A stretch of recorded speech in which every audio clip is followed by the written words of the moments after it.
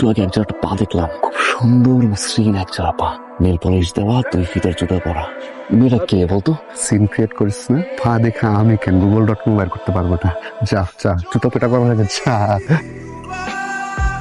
পায়ের ছবি, শুধুমাত্র পায়ের ছবি, ফুলরে যা। ওটা কেন ভাই?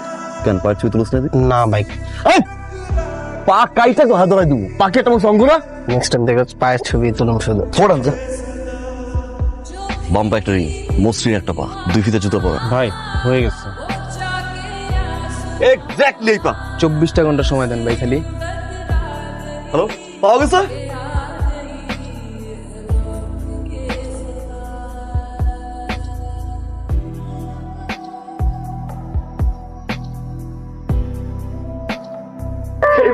কই ছিল তুমি? হ্যাঁ, তুমি জানো না রাজু রাজের বিয়েতে যখন আমি তোমার পা প্রথম দেখছি, ঠিক তখনই আমি তোমার পায়ের প্রতি ক্রাশ খেয়েছি। ওই পাগল হয়ে পুরো ঢাকা শহর আমি তন্ন তন্ন করে ঘুরেছি জাস্ট একটা বার তোমার ওই পা দেখার জন্য, আর তোমাকে দেখার জন্য। আমি জানি না তুমি কে, তুমি কই থাকো, তোমার নাম কি, জাস্ট একটা জিনিস জানি, that is I love you. আমি তোমাকে ভালোবাসি।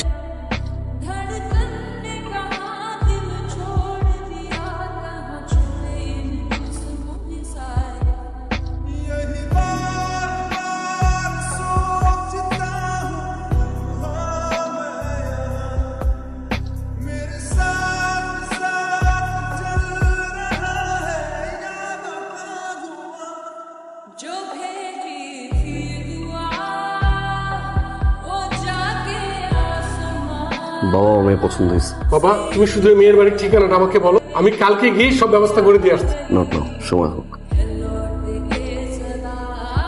হ্যালো, আসসালামু আলাইকুম।